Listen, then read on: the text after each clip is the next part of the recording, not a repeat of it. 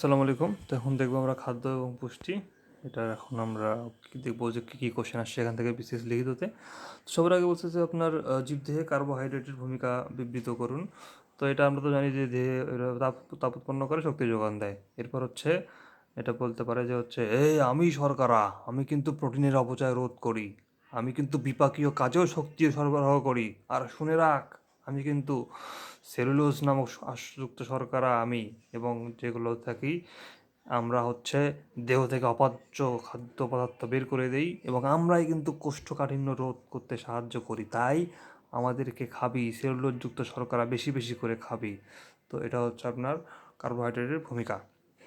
আচ্ছা, বিএমআই। তো বিএমআই তো হচ্ছে আপনার বডি মাস ইন্ডেক্স, যেটা হচ্ছে আপনার ওই যে উচ্চতা, যে আপনার দেহের ওজন যে আছে কেজিতে, এটাকে রূপান্তর করবেন, আর হচ্ছে তারপর সেটাকে ভাগ দিবেন দেহের উচ্চতা মিটারে করবেন, মিটার করে সেটাকে আবার স্কোয়ার করবেন। তো স্কোয়ার করলে এটা দ্বারা ভাগ দিলে যেটা পাবেন সেটা হচ্ছে আপনার বিএমআই। যেমন হচ্ছে আপনার দেহের ওজন ধরেন আপনার হচ্ছে এরকম 60 কেজি আর কি, সেটাকে আপনি যদি দেহের উচ্চতা ধরেন আপনার 1.70, সেটা দ্বারা ভাগ দিলে, এটা দ্বারা স্কোয়ার করলেন, সবার আগে 1.70কে স্কোয়ার করলেন, স্কোয়ার করে সেটা দিয়ে আপনি হচ্ছে 60কে ভাগ দিলেন, দেখবেন আপনার বিএমআই বার হবে, বিএমআই আপনার 21-এর মতো হবে আর কি।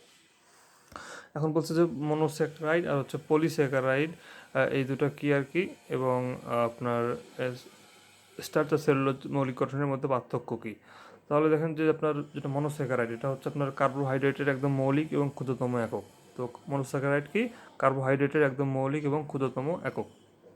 তো এটাকে আর হচ্ছে বিশ্লেষণ করা যাবে না, সরল পদার্থে বিশ্লেষণ করা যাবে না, এবং এটা রাসায়নিক সংকেত সাধারণ যেটা, সেটা হচ্ছে CnH2nOn, CnH2n আর কি ON। যেমন হচ্ছে আপনার এদিকে গ্লুকোজ, ফ্রুক্টোজ, এগুলো হচ্ছে আপনার ওই যে মনোস্যাকারাইড মানে শর্করার মধ্যে পড়বে আর কি। আর যেটা পলিস্যাকারাইড, এখানে হচ্ছে আপনার দীর্ঘ শিকলযুক্ত অনেকগুলো কার্বোহাইড্রেট একসাথে আর কি মিলিত হয়ে আপনার পলিস্যাকারাইড গঠন করবে। তাহলে হচ্ছে এই মনোস্যাকারাইডগুলো অনেকগুলো একে অন্যের সাথে যুক্ত হয়ে পলিস্যাকারাইড গঠন করবে। যেমন স্টার্চ, তারপর সেলুলোজ, যেগুলো হচ্ছে পলিস্যাকারাইড। তারপর এখন হচ্ছে আপনার এদের গুরুত্ব কি, যে তাপ উৎপাদন করে, কর্মশক্তির যোগান দেয়, তারপর হচ্ছে স্নেহজাতীয় পদার্থের দহনে সাহায্য করে, এটা কিটোসিস নামক রোগ হতে রক্ষা করে, আর সেলুলোজ কাঠিন্য দূর করে। এখনও দেখবো আমরা যে সেলুলোজ আর স্টার্চ এবং সেলুলোজ এদের মধ্যে পার্থক্য কী। তো দুটারই হচ্ছে মনোস্যাকারাইড, একক হচ্ছে গ্লুকোজ, এখানে পার্থক্য নেই। আর গঠন হচ্ছে স্টার্চের গঠন হচ্ছে রৈখিক আর শাখাযুক্ত, আর সেলুলোজ যেটা, এটা হচ্ছে শুধু রৈখিক আর কি, ঠিক আছে। আর গ্লুকোজের সংযোগ হচ্ছে আপনার আলফা 1 থেকে 4 গ্লাইকোসাইডিক বন্ধন, আলফা 1 থেকে 4 গ্লাইকোসাইডিক বন্ধন, আর ওদিকে সেলুলোজে হচ্ছে বিটা 1 থেকে 4 গ্লাইকোসাইডিক বন্ধন। দ্রবণীয়তা, এক্ষেত্রে স্টার্চ পানিতে দ্রবণীয়, আর সেলুলোজ পানিতে অদ্রবণীয়। আর কাজের ক্ষেত্রে খাদ্য সংরক্ষণ আপনার হচ্ছে স্টার্চ করে, আর সেলুলোজ করে হচ্ছে উদ্ভিদের কোষ প্রাচীরের গঠন করে। উৎস, স্টার্চ পাওয়া যায় আপনার উদ্ভিদের শস্য, আলু, ফলে, আর সেলুলোজ পাওয়া যায় উদ্ভিদের কোষ প্রাচীরে। তাহলে আবার বলি, এদিকে দুটাই গ্লুকোজ আপনার মনোস্যাকারাইড একক। গঠনের ক্ষেত্রে একটা রৈখিক শাখাযুক্ত, একটা হচ্ছে রৈখিক শুধু। আর গ্লুকোজের সঙ্গে এটা হচ্ছে আলফা স্টার্চ, আর সেলুলোজে হচ্ছে বিটা পানিতে দ্রবণীয় স্টার্চ, কিন্তু সেলুলোজ দ্রবণীয় না। খাদ্য সংরক্ষণ করে একটা, অন্যটা করে কোষ প্রাচীর গঠন, একটা হচ্ছে শস্য আলুতে পাওয়া যায়, একটা হচ্ছে উদ্ভিদের কোষ প্রাচীরে পাওয়া যায়। এখন খাদ্য পুষ্টির মৌলিক ধারণা দিন। তো খাদ্যের সংজ্ঞা হচ্ছে যেসব বস্তু খাওয়ার ফলে আমাদের দেহের অভ্যন্তরে হজম এবং বিশ্লেষিত হয়ে দেহের গঠন, তারপর বৃদ্ধি, ক্ষয়পূরণ, রক্ষণাবেক্ষণ, তাপ ও শক্তি উৎপাদন করে, রোগ প্রতিরোধ ইত্যাদি কাজ করে, সেগুলোকে হচ্ছে আপনার খাদ্য বলা হয় আর কি। আর পুষ্টি কি, যেটা হচ্ছে দেহের প্রয়োজনীয় চাহিদা যেটা পূরণ করে আর কি। তাহলে দেহের প্রয়োজনীয় চাহিদা পূরণ করে, যেগুলো হচ্ছে আপনার রক্তে হজম হয় আর কি, রক্তের মাধ্যমে প্রবাহিত হয়ে দেহের প্রয়োজনীয় চাহিদা পূরণ করে, সেগুলো হচ্ছে আপনার পুষ্টি। তাহলে প্রয়োজনীয় চাহিদা ইকুয়াল টু পুষ্টি। আচ্ছা, এখন থেকে ভিটামিন, অ্যান্টিঅক্সিডেন্ট আর হচ্ছে ফ্রি রেডিক্যাল কি। তো ভিটামিন যেটা হচ্ছে খুব অল্প পরিমাণে লাগে, কিন্তু দেহের জন্য আবার খুব এসেনশিয়াল। তারপর হচ্ছে এটা অ্যান্টিঅক্সিডেন্ট, এটা কী করে, দেহে আমাদের যেগুলো অপ্রয়োজনীয় জারণ, যেগুলো আর কি জারণ প্রক্রিয়া, এটাকে আর কি ক্ষতিকর, যেগুলো আর কি জারণ প্রক্রিয়া, এগুলোকে প্রতিরোধ করে। তাহলে অ্যান্টিঅক্সিডেন্ট কী করে, যেগুলো দেহের জন্য ক্ষতিকর জারণ প্রক্রিয়া বা অক্সিডেশন প্রক্রিয়া, এগুলোকে প্রতিরোধ করে। যেমন হচ্ছে আপনার ascorbic acid, beta carotene, uric acid, তারপর হচ্ছে লিউটেন, এগুলো হচ্ছে অ্যান্টিঅক্সিডেন্ট, এবং এগুলো হচ্ছে আমাদের ডিএনএকে রক্ষা করে আর কি, স্বাস্থ্য সুরক্ষায় কাজে লাগে অনেক, ত্বকে ছাপ পড়তে দেয় না, ক্যান্সার প্রতিরোধ করে। যেমন হচ্ছে ব্লুবেরি, স্ট্রবেরি, তারপর হচ্ছে এদিকে আমলকিতে আছে, পেঁয়াজে আছে, এগুলোতে আপনাকে, তারপর লেবুতে থাকতে পারে। এগুলো হচ্ছে আপনার অ্যান্টিঅক্সিডেন্ট, এগুলো হচ্ছে আমাদের অনেক কিছু সাহায্য করে আর কি। তারপর হচ্ছে আপনার ক্যান্সার, ডায়াবেটিস, এগুলো বিভিন্ন রোগ প্রতিরোধ করে। তারপরে ফ্রি রেডিক্যাল, এটা হচ্ছে আপনার অ্যান্টিঅক্সিডেন্টের বিপরীত। অ্যান্টিঅক্সিডেন্ট যেমন হচ্ছে আপনার ওই যে বললাম যে অক্সিডেশন বা হচ্ছে জারণ বিক্রিয়া আর কি, যেগুলো ক্ষতিকর সেগুলো প্রতিরোধ করে। আর যদি অ্যান্টিঅক্সিডেন্টের যদি কম হয়ে যায়, তখন হচ্ছে দেহে এরকম ফ্রি রেডিক্যাল হতে পারে। এরা হচ্ছে কি করে, আপনার এই যে অক্সিডেশন যে বিক্রিয়া হলো এর ফলে আর কি যে উচ্চতর সক্রিয় অণু এগুলো তখন হচ্ছে দেহে মুক্তভাবে চলাচল করে আর কি, মুক্তভাবে চলাচল করে আপনার হচ্ছে মুক্তভাবে চলাচল করে, তখন হচ্ছে আপনার এগুলোকে বলা হয় ফ্রি রেডিক্যাল। এই জন্য বলা হয় ফ্রি রেডিক্যাল, অর্থাৎ মুক্তভাবে এগুলো আর কি চলাচল করতেছে আর কি, ঠিক আছে, রেডিয়েট করতে পারতেছে, এই জন্য এগুলো বলা হয় ফ্রি রেডিক্যাল আর কি। তো এগুলো হচ্ছে আপনার আগে অ্যান্টিঅক্সিডেন্ট যেমন হচ্ছে আপনার ডিএনএকে রক্ষা করতো, কোষের মেমব্রেন ঠিক করতো, কোষকে সুরক্ষা দিত, সেটা আগে এখন এই ফ্রি রেডিক্যালটা এটা হচ্ছে অপোজিটটা করে। দেহের আর কি আপনার হচ্ছে ডিএনএ ধ্বংস করবে, কোষ মেমব্রেন নষ্ট করবে, কোষকে মেরে ফেলবে। তারপর হচ্ছে আপনার এটা বিভিন্ন কারণে বৃদ্ধি পেতে পারে ফ্রি রেডিক্যালগুলো, যেমন অতিরিক্ত পরিশ্রম করলে, জীবনের সংক্রমণ ইনফরমেশন হলে, বায়ু দূষণ হলে, এগুলো রেডিয়েশনের কারণে এগুলো হতে পারে আর কি। তারপর এগুলো ফ্রি রেডিক্যাল আমিষ, চর্বি ও নিউক্লিক অ্যাসিডের সঙ্গে বন্ধন তৈরি করে গঠনের পরিবর্তন ঘটায়, যার ফলে শরীরে নানা রকম সমস্যা হয়। এর ফলে কিন্তু ক্যান্সার, হৃদরোগ, চর্মরোগ, ত্বক কুঁচকে যাওয়া, ত্বকে পরিরেখা পড়া, ত্বকের লাবণ্য নষ্ট হওয়া, আলঝেইমার, পার্কিনসন্স, ডায়াবেটিস ইত্যাদি রোগ কিন্তু এই ফ্রি রেডিক্যালের কারণে হতে পারে। আচ্ছা, এখন বলছে সকল এনজাইম প্রোটিন, কিন্তু সকল প্রোটিন এনজাইম না, এটা ব্যাখ্যা করতে বলছে। তো দেখেন যে যে এনজাইমগুলো আছে, এনজাইমগুলো কী করে, আপনার হচ্ছে বিভিন্ন বিপাকীয় কাজে অংশগ্রহণ করে এবং বিক্রিয়া শেষে তাদের কোনো চেঞ্জ থাকে না, অপরিবর্তিত থাকে। যেমন অ্যামাইলেজ, লাইপেজ, ট্রিপসিন, পিপস, এগুলো হচ্ছে আপনার এনজাইম। আর প্রোটিন কি, এটা হচ্ছে আপনার ওই যে কার্বন, হাইড্রোজেন, অক্সিজেন, নাইট্রোজেন, এই চারটা মৌলের সমন্বয়ে গঠিত, এবং যার হচ্ছে আপনার মনোমার হচ্ছে অ্যামাইনো অ্যাসিড, যেমন অ্যালবিউমিন, তারপর হচ্ছে গ্লোবিউলিন, এগুলো হচ্ছে আপনার প্রোটিন। এগুলো হচ্ছে কি প্রোটিন, অ্যালবিউমিন আর হচ্ছে গ্লোবিউলিন। তো দেখা যায় যে হচ্ছে অনেক যে এনজাইমগুলো আছে এগুলোর হচ্ছে আপনার গঠনে প্রোটিন অণু থাকে না। তো প্রোটিন থাকে না এবং এগুলোতে থাকে নিউক্লিক অ্যাসিড। আর যেগুলো হচ্ছে আপনার অ্যামাইনো অ্যাসিডের কিন্তু আপনার হচ্ছে গঠনে সবসময় থাকবে, প্রোটিন থাকবেই। এই জন্য সব এনজাইমকে প্রোটিন বলা যায় না, কিন্তু যেগুলো আর কি আপনার সব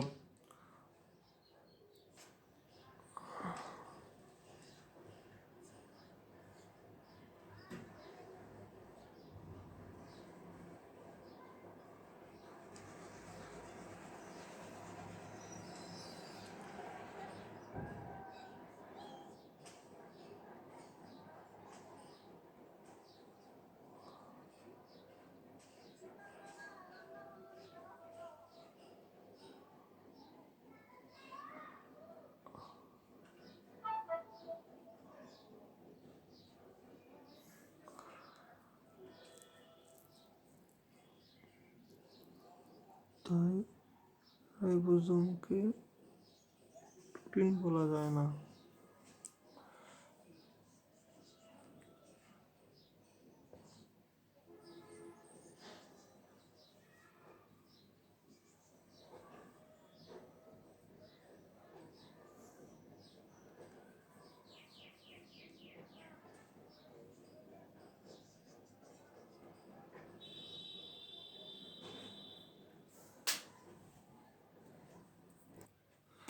তো এই কথাটার ক্ষেত্রে সকল এনজাইমই প্রোটিন, কিন্তু সকল প্রোটিন এনজাইম নয়। তো দেখেন যে হচ্ছে সকল, আগে বলা হতো যে হচ্ছে এটা আগে ধারণা ছিল আর কি এরকম, যে হচ্ছে সকল এনজাইমই প্রোটিন, কারণ সকল এনজাইমই হচ্ছে প্রোটিনের যে গঠনগত উপাদান সেটা সেখানে উপস্থিত থাকে। কিন্তু আবার সকল প্রোটিন এনজাইম নয়, কারণ এনজাইম হতে হলে সেটা একটা নির্দিষ্ট একটা উৎস থেকে খরিত হতে হয়, সেটা মানে বিক্রিয়া শেষে আপনার অপরিবর্তিত থাকতে হয়। এই কারণে বলা হতো যে হচ্ছে সকল প্রোটিন এনজাইম হতে পারে না আবার। কিন্তু এখন দেখা যাচ্ছে যে হচ্ছে বিভিন্ন যে আপনার জায়গাতে কিন্তু গবেষণা দেখা যাচ্ছে যে হচ্ছে অনেক এনজাইমগুলো এগুলো আসলে প্রোটিন অণু থাকে না, যার কারণে উপরে যে উক্তিটি করা হলো এটা কিন্তু পুরোপুরি ঠিক নয়। অর্থাৎ অনেক এনজাইম এরকম হতে পারে যারা হচ্ছে যাদের গঠনগত উপাদান প্রোটিন না, তাদের মধ্যে নিউক্লিক অ্যাসিড থাকতে পারে, যার কারণে প্রোটিন ঠিকমতো কাজ করে না। যেমন হচ্ছে রাইবোজোমের আবার হচ্ছে রাইবোনিউক্লিক অ্যাসিড থাকে, এখানে কিন্তু কোনো প্রোটিন থাকে না, তারপরেও কিন্তু সেটা হচ্ছে এনজাইম, সেটা কিন্তু প্রোটিন বলা যায় না সেটাকে। তো এটা আর কি একটু কনফিউশন এখানে। আচ্ছা, তারপর ট্রাইগ্লিসারাইড, এটা হচ্ছে মানবদেহে কী ভূমিকা। ট্রাইগ্লিসারাইড বলতে বোঝা যায় এক ধরনের চর্বি, যেটা আমরা যখন বাড়তি খাবার খাই সেটা আর কি শরীরে সংরক্ষণ করা হয়, যাতে এটা পরবর্তীতে আমরা এটাকে ইউজ করতে পারি আর কি, ঠিক আছে। তারপর এখন তো এটা যখন আর কি বেশি জমে যায় তখন কিন্তু সেখান থেকে ওই যে আপনার রক্তনালী জমে আর কি হার্ট অ্যাটাক হতে পারে, স্ট্রোক হতে পারে, তারপর অগ্ন্যাশয়ের সমস্যা হতে পারে, তো এই আবার আপনার ট্রাইগ্লিসারাইডটাই আপনার শরীরে একটা অন্তরক হিসেবে কাজ করে। যখন আমাদের খুব ঠান্ডা লাগে তখন এটা আর কি একটা কুশনিং এর মতো কাজ করতে পারে আর কি। তারপর আপনার দ্রুত জীবন ক্রিয়াকলাপে সাহায্য করতে পারে ফ্যাটি অ্যাসিডগুলা, মানবদেহের শক্তি, তারপর হচ্ছে সঞ্চিত তাপ এটা সংরক্ষণ করতে পারে, এরকম আর কি সুবিধা আর কি এটার। তো আঁশ জাতীয় খাবার কি, এটা হচ্ছে আঁশ হচ্ছে মানে নির্দিষ্ট কোনো খাদ্য উপাদান নয়, এটা হচ্ছে আপনার একটা তন্তুময় একটা আঁশ জাতীয় একটা অংশ, যেটা হচ্ছে কোনো হজম হয় না কিন্তু আবার সেটা শরীরে যে আপনার হচ্ছে অপরিপ- অপ- অপরিপ- পরি- অপরিপক্কৃত যেগুলো হচ্ছে আপনার পদার্থ আছে এগুলোর সাথে মিশে আপনার মলের পরিমাণ বৃদ্ধি করে, যার ফলে শরীরে আর কি টক্সিক এলিমেন্ট কমে যায় আর কি। এটা খাদ্যনালীর মধ্যে দিয়ে আপনার হচ্ছে পরিবাহিত হয়ে আপনার হচ্ছে মলের সঙ্গে নির্গত হয়। তো এটা আর কি কোনো পুষ্টি যোগায় না কিন্তু শরীরের জন্য অনেক ভালো আর কি। যেমন হচ্ছে মটরশুঁটি, ধনিয়া, টাটকা ফল, শাকসবজি এগুলোতে আর কি এটা পাওয়া যায়। এটা গুরুত্ব কি, এটা হচ্ছে খাদ্য পরিপাকে সাহায্য করে, তারপর হচ্ছে মলের পরিমাণ বৃদ্ধি করে, কোষ্ঠকাঠিন্য দূর করে, শরীর থেকে অপাচ্য বস্তু বের করে দিতে সাহায্য করে, আর হচ্ছে চর্বি কমাতে সাহায্য করে। তারপর মানে মলাশয়ের বিভিন্ন রোগ, ক্যান্সার, অর্শ, তারপর হচ্ছে পিত্তথলি রোগ এগুলো হচ্ছে দূর করতে সাহায্য করে। কারণ গর্ভবতী মায়ের সুষম খাদ্য তালিকা এখন দেখি যে হচ্ছে সামর্থ্য অনুযায়ী দিনে 3-4 বার সুষম খাবার খাইতে হবে। এগুলো হচ্ছে আপনার ভাত রুটি থাকবে, তারপর ডিম, কলিজা, ছোটো মাছ, মুরগির মাংস, দুধ, দুধের তৈরি পুষ্টিকর খাবার, তারপর আপনার যে কোনো ধরনের ডাল, তারপর রঙিন শাকসবজি এগুলো খাইতে হবে আর কি। যেমন হচ্ছে পাকা কলা, পেয়ারা, পালং শাক, কচু শাক, মিষ্টি কুমড়া, সিমের বিচি এগুলো খাইতে হবে। আর ভিটামিনের মধ্যে পড়বে ক্যালসিয়াম 1000 মিলিগ্রাম খাইতে পারে, আয়রন 27 মিলিগ্রাম, আয়োডিন হচ্ছে আপনার 0.22, আর কোলিন যেটা হচ্ছে ফসফোলিপিড থাকে যেটা আর কি সেটা হচ্ছে 450 গ্রাম, ভিটামিন সি 85 এগুলো আর কি, আর ভিটামিন ডি হচ্ছে 600 ইউনিট এগুলো খাইতে পারে আর কি। তারপর ফুড সেফটি আর ফুড সিকিউরিটি এই দুটোর মধ্যে পার্থক্য হচ্ছে আপনার ফুড সেফটি যেটা এটা হচ্ছে যে কোনো ধরনের দূষণ থেকে খাদ্যকে রক্ষা করা, আর ফুড সিকিউরিটি বলতে বোঝায় যে আপনার যে মানুষের জন্য যে যতটুকু প্রয়োজনীয় খাদ্য এটা প্রয়োজনীয় আর কি পুষ্টিসম্পন্ন খাদ্য এটা আর কি, এটা নিরাপত্তা এবং এটা সরবরাহ নিশ্চিত করা, এটা হচ্ছে আপনার ফুড সিকিউরিটি। অর্থাৎ ফুড সিকিউরিটি হচ্ছে আপনার খাদ্য সংগ্রহ করা, সরবরাহ নিশ্চিত করা, এটা হচ্ছে মেইন প্রায়োরিটি। আর এই ফুড সিকিউরিটির মধ্যে কিন্তু ফুড সেফটিটা পড়ে যাবে, কারণ এটা আপনি যদি খাদ্য যদি ঠিকমতো আপনার সেফটি না হয় তাহলে আপনি কিন্তু সরবরাহ করে লাভ হবে না। এই জন্য ফুড সিকিউরিটির মধ্যে এটা হচ্ছে ব্যাপক টার্ম, এটার মধ্যে ফুড সেফটিটা পড়ে যাবে। কারণ ফুড সেফটি হচ্ছে ব্যাপক অর্থে ফুড সিকিউরিটির অংশ, যেটা আগেই বললাম। আর ফুড সিকিউরিটি নিশ্চিত করতে হলে অবশ্যই ফুড সেফটি নিশ্চিত করতে হবে। তারপর হচ্ছে ফুড সেফটির জন্য নিম্নমানের ঝুঁকিপূর্ণ ও বিষাক্ত পদার্থযুক্ত খাদ্যদ্রব্য প্রত্যাহার করতে হবে। আর এখানে হচ্ছে খাদ্য ফলানোর দিকে নজর দিতে হবে, গুণগত মান ধরে রাখতে হবে। তো ফুড সেফটি আমাদের জাতিগতভাবে মোকাবিলা করতে হবে, আর এদিকে ফুড সিকিউরিটি হচ্ছে একটা পারিবারিক আছে, একটা আমাদের জাতিগত আছে। আর ফুড সেফটি আপনার নির্দেশ করে খাদ্যের গুণগত মানকে, আর ফুড সিকিউরিটি নির্দেশ করে আপনার পর্যাপ্ত সরবরাহ আর সাধ্যের মধ্যে থাকা আর কি জিনিসটা আর কি। তারপর ফাস্ট ফুড যেগুলো হচ্ছে আপনার স্বাস্থ্যগত উপাদান থাকে না, যেখানে আপনার হচ্ছে মুখরোচক খাদ্য তৈরি করে যেগুলোকে প্রাধান্য, সেগুলোকে খাদ্য উপাদানকে বলা হয় ফাস্ট ফুড। তো এগুলো আর কি শরীরের জন্য ক্ষতিকর, এগুলো আপনার ব্লাড প্রেশার বাড়াতে পারে, তার মোটা করতে পারে, তারপর হচ্ছে হৃদরোগ বাড়াতে পারে, ডায়াবেটিস বাড়াতে পারে, তারপর আপনার হচ্ছে রুচি ও ক্ষুধা হওয়া, তারপর হচ্ছে পুষ্টি উপাদানের সমস্যা, তারপর বিভিন্ন ক্যান্সারের জন্য বিভিন্ন রোগ জীবন সৃষ্টি করতে পারে। আচ্ছা, ভিনেগার কি, ভিনেগার হচ্ছে আপনার অ্যাসিটিক অ্যাসিডের 6 থেকে 10% জলীয় দ্রবণ, এটাকে বলা হয় আপনার অ্যাসিটিক অ্যাসিড। তো অ্যাসিটিক অ্যাসিডের সংখ্যাটা দেখেন CH3 COOH, তারপর হচ্ছে H2O। তো এখানে দেখেন এই হচ্ছে আপনার CH3 COOH, এটা যেটা আপনার এইচটা আছে, এই এইচটা কিন্তু আপনার যে খাদ্য দ্রবণের যে হচ্ছে ব্যাকটেরিয়াগুলো আছে এর সাথে এইচটা হচ্ছে ওদেরকে আক্রমণ করে আপনার হচ্ছে এরকম ওদেরকে মেরে ফেলে, যার ফলে আপনার হচ্ছে খাদ্যদ্রব্যটা অনেকদিন টিকে থাকে। এটা হচ্ছে আপনার এটার কাজ আর কি। আর মানবদেহে জিঙ্কের কাজ কি, জিঙ্ক হচ্ছে আপনার পাওয়া যায় হচ্ছে মাছ, গরু বা খাসির মাংস, কলিজা, ডিম, শামুক, শস্য, ডাল এগুলোতে পাওয়া যায় আর কি, ডার্ক চকলেটে পাওয়া যায়। তো এটার ভূমিকা কি, এটা হচ্ছে আপনার গর্ভাবস্থায় কাজে লাগে, রোগ প্রতিরোধে সাহায্য করে, ক্ষয়পূরণে সাহায্য করে, প্রোটিন আর ডিএনএ সংশ্লেষণ করে, তারপর চর্মরোগ প্রতিরোধ করে, হাড়ের বৃদ্ধিতে আপনার ভূমিকা রাখে, ডায়রিয়া থেকে এটাকে আমাদের ঠিক রাখে আর কি। তারপর হচ্ছে গর্ভাবস্থায় এটা খুব দরকার, এগুলো আর কি বিভিন্ন দরকার আর কি। এখন দেখি চর্বিত দ্রবণীয় ভিটামিন কী কী, তো এটা হচ্ছে 4টা আছে, A, D, E, K। আর এ হচ্ছে গুরুত্ব কি, এটার অভাবে কিন্তু আপনার হচ্ছে রাতকানা রোগ হয়, আর বেশি দিন হলে এটা আপনার জেরপ্থ্যালামিয়া যেটা হচ্ছে আপনার একদম পুরোপুরি অন্ধ হয়ে যেতে পারে, এটা রোগ প্রতিরোধ আর কি করে আর কি। তারপর আপনার দৃষ্টিশক্তি ঠিক ঠিক রাখে, তারপর হাড়, অস্থি আর হচ্ছে দাঁতের গঠনে সাহায্য করে, আর বিভিন্ন আপনার আবরণী কলা যেমন ত্বক, চোখের কর্নিয়া এগুলোতে আর কি স্বাভাবিক আর সজীব রাখে। আর এদিকে ভিটামিন ডি, এটা হচ্ছে আমরা জানি যে হচ্ছে অস্থি আর দাঁতে সবার আগে এটা ভূমিকা রাখবে, তারপর হচ্ছে অন্ত্রে ক্যালসিয়াম শোষণ বৃদ্ধি করবে আর কি, তারপর হচ্ছে ক্যালসিয়াম আর ফসফরাস নিয়ন্ত্রণ করবে রক্তে, তারপর রিকেটস আর অস্টিওমালেশিয়া রোগ রোগ প্রতিরোধ করবে এই ভিটামিন ডি। ভিটামিন কে এটা হচ্ছে রক্তপাত নিরাময়ে সাহায্য করবে, তারপর ঘাড়ের ঘনত্ব উন্নত করবে, তারপর হচ্ছে গর্ভবতী মহিলাদের রক্তপাত বেশি হয় যদি এটা কম হয়, কম থাকে আর কি। আর ভিটামিন ই হচ্ছে অ্যান্টিঅক্সিডেন্ট, এর ফলে আপনার হচ্ছে প্রজনন ক্ষমতা কমে যাবে, জ্বরের মধ্যে ভ্রূণের আর কি মৃত্যু হতে পারে। তারপর হচ্ছে আপনার এটা প্রজনন ক্ষমতাকে ঠিক রাখতে পারে যদি এটা ঠিকমতো গ্রহণ করা হয়। তারপর হচ্ছে আপনার চর্বিতে, ধমনীতে চর্বি জমা রোধ করতে পারে ভিটামিন ই, এগুলো আর কি। অবশ্যই আমাদের দেশে কী কী উপায়ে খাদ্যে ভেজাল দেওয়া হয়, তো এটা হচ্ছে একটা আপনি বলতে পারেন যে রাসায়নিক পদার্থ যোগে, যেমন হচ্ছে ফরমালিন, ক্যালসিয়াম কার্বাইড, ইথিলিন, এগুলো যোগে আমরা করতে পারে। আর হচ্ছে আপনার প্রাকৃতিক পদার্থ যোগে, এটা হতে পারে আপনার চালের সঙ্গে ছোটো পাথর দিয়ে, তারপর হচ্ছে দুধের সাথে পানি মিশিয়ে, এগুলোর কারণে কিন্তু হতে পারে আর কি। তো লিপিড কি? লিপিড হচ্ছে এক ধরনের স্নেহ পদার্থ, রাসায়নিক আর কি কার্বন, অক্সিজেন আর হচ্ছে হাইড্রোজেনে মিলে গঠিত হয় লিপিড। তো লিপিড যেটা হচ্ছে আপনার সম্পৃক্ত, এটা হচ্ছে আপনার ওই যে যেটা আর কি যেটাকে আর কি বলা হয়, স্নেহ বলা হয় আর কি। তো এটা হচ্ছে আপনার, আর অসম্পৃক্ত যেটা, এটা হচ্ছে আপনার আর কি, যেটা তরল লিপিড আর কি, যেটাকে তেল বলা হয় আর কি। আর লিপিড পানিতে অদ্রবণীয় কিন্তু জৈব দ্রাবক, যেমন আপনার ইথার, তারপর বেনজিন, ক্লোরোফর্ম, এগুলো কিন্তু দ্রবীভূত হতে পারে। তো লিপিডের বৈশিষ্ট্য কি? এটা হচ্ছে বর্ণহীন, গন্ধহীন, স্বাদহীন। এরা পানিতে ডুববে না, অদ্রবণীয়, কিন্তু কিন্তু জৈব দ্রাবকে কিন্তু এরা দ্রবণীয় হবে, পানির চেয়ে হালকা। আর লিপিড ভাঙলে এখানে ফ্যাটি অ্যাসিড আর গ্লিসারল পরিণত হয়। আচ্ছা, এখন দেখি হচ্ছে আপনার লিপিড আর চর্বির মধ্যে পার্থক্য। একটা হচ্ছে আপনার আর কি, লিপিড তো যে একটা রাসায়নিক পদার্থ আর কি, যেটা হাইড্রোজেন আর অক্সিজেনের সমন্বয়ে গঠিত, কার্বনও আছে আর কি।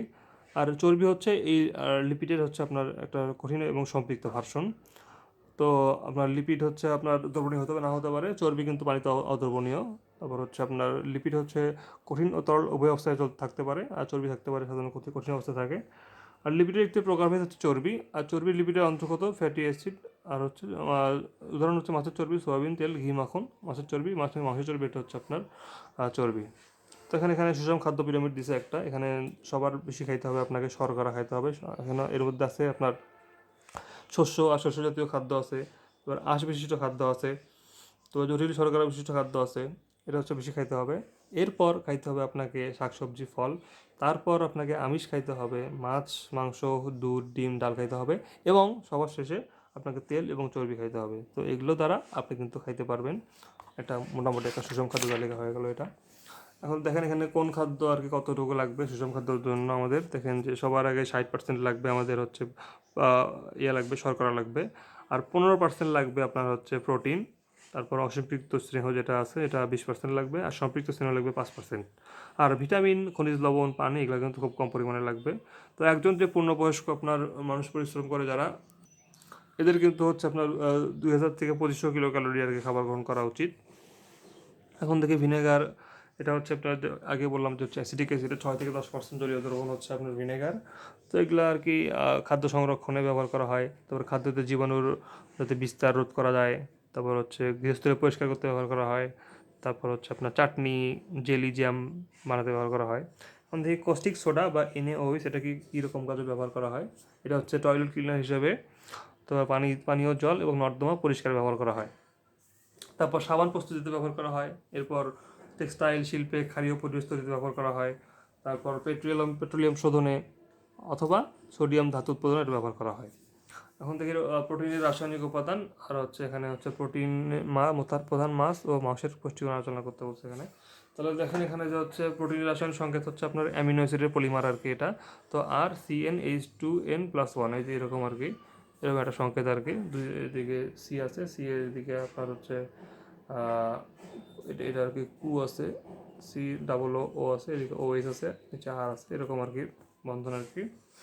তো এখানে হচ্ছে আপনার প্রোটিনে থাকে হচ্ছে 4টা, কার্বন, হাইড্রোজেন, অক্সিজেন, হাইড্রোজেন, এটা থাকে আর কি। আর এটা হচ্ছে যে গঠন বৃদ্ধি সাধন করে, ক্ষয়পূরণ করে। তারপর বিভিন্ন আপনার হচ্ছে জৈবিক কার্য, কর্মকাণ্ড সুচারুভাবে পরিচালনা সাহায্য করে আর কি। তারপর এখানে দেখেন যে হচ্ছে আপনার সুষম খাদ্যের আর কি একটা করতে বলছে, সবগুলোর একটা উদাহরণ দিতে বলছে, দুটো করে। যেমন খনিজ লবণ হচ্ছে ডিমের কুসুম আর কাঁচা ছোলা, এগুলো আর কি। তারপর স্নেহ হচ্ছে দুধ, সয়াবিন তেল, পানি তো পানি। তারপর হচ্ছে আপনার 4:1 আর কি, আপনার হচ্ছে প্রোটিন, আর হচ্ছে আপনার থাকবে সেখানে, শর্করা থাকবে। ওকে। তারপর হচ্ছে এখন বিভিন্ন খাদ্যদ্রব্য সংরক্ষণের পদ্ধতি বলছে যেগুলো হচ্ছে ক্ষতিকর প্রভাব কী কী। যেমন ফরমালিন, এটা কিন্তু খুব ক্ষতিকর, এটা আর কি, এটা হচ্ছে আপনার ফর্মালডিহাইডের 40% আর কি জলীয় দ্রবণ। তো এটা সাধারণত বর্ণহীন গন্ধযুক্ত আর কি, উগ্র গন্ধযুক্ত। এটা আর কি জলীয় দ্রবণ আকারে পাওয়া যায়। আর এটা সংকেত হচ্ছে আপনার দেখেন দুই দুই পাশে দুটো এইচ প্রথম বন্ধন দিয়ে, আর দুই ডাবল বন্ধন আছে সির সাথে আপনার ওর, ফরমালিন এটা আর কি। তো ফরমালিন এটা হচ্ছে আপনার, এটা ক্যান্সার উৎপাদন করে, যদিও এটার ব্যবহার কিন্তু নিষিদ্ধ, তারপরেও কিন্তু এটা এখন ইউজ করা হচ্ছে আর কি। তারপর এদিকে আছে ক্যালসিয়াম কার্বাইড, এটা হচ্ছে আপনার ফল পাকানোর জন্য, এটা হচ্ছে কালো রঙের আর কি, দানাদার পদার্থ, অত্যন্ত বিষাক্ত আর কি। এরপর আছে আমাদের ইথিলিন, এটা হচ্ছে আপনার কৃত্রিমভাবে আর কি ফল পাকানোর জন্য ব্যবহার করা হয়, যেটা খাইলে কিন্তু আপনার পেটের সমস্যা হতে পারে, জটিল রোগ হতে পারে। তো এটা সচেতনতা বৃদ্ধি করতে হবে, সরকারকে আইন করতে হবে, এগুলো হাবিজাবি করতে হবে, এগুলা যাই হোক করে লাভ নেই এগুলা। তো গুদামজাত খাদ্যদ্রব্যের স্থায়িত্বকাল কী কী বিষয়ের উপর নির্ভরশীল, এটা বলছে যে সবার আগে খাদ্যের গুণাগুণ ঠিক রাখতে হবে এবং কোন প্রকৃতি খাদ্য সেটা আর কি জেনে নিতে হবে। তারপর খাদ্য শুকিয়ে নেওয়া আর পরিষ্কার করা। তারপর গুদামের অভ্যন্তরের তাপমাত্রা ঠিক আছে কিনা সেটা দেখতে হবে আর কি। তো রাসায়নিক ব্যবহার করার প্রয়োজন হলে তা ঠিক মাত্রায় তা নিশ্চিত করতে হবে। আর প্যাকেটজাত খাদ্য হলে প্যাকিং ঠিক মতো হচ্ছে না সেভাবে নিশ্চিত হতে হবে, আদতে ঠিক আছে না চেক করতে হবে। তো এটা আর কি বিএমআই এর একটা আপনার দেখেন আর কি, কোনটার বিএমআই কত। তো যেটা হচ্ছে 18.50 এর নিচে, এটা কিন্তু আপনার হচ্ছে শরীর ওজন, মানে ওজন কম আর কি, এর জন্য খাদ্য বাড়াইতে হবে খাওয়া। আর যেটা 18.5 থেকে 24.9, এটা হচ্ছে সুস্বাস্থ্যের আদর্শ মান, এটা হচ্ছে একদম পারফেক্ট মান আর কি, 21.9 সম্ভবত। আর 25 থেকে যারা হচ্ছে 29.9, এটা হচ্ছে আপনার শরীরের অতিরিক্ত ওজন, এখানে আর কি বলা হয় যে ব্যায়াম করে ওজন কমাতে হবে। আর যদি 30 থেকে আর বেশি থাকে, 30 থেকে ধরেন এরকম 34.9 হইলো, তখন সেটা হচ্ছে মোটা হওয়ার প্রথম স্তর। তারপর হচ্ছে আপনার এরকম 35 থেকে আপনার হচ্ছে 39.9, এটা হচ্ছে মোটা হওয়ার দ্বিতীয় স্তর। তারপর হচ্ছে 40-এর উপরে, এটা হচ্ছে মানে মৃত্যু ঝুঁকি আছে, অতিরিক্ত মোটা আর কি। ধন্যবাদ।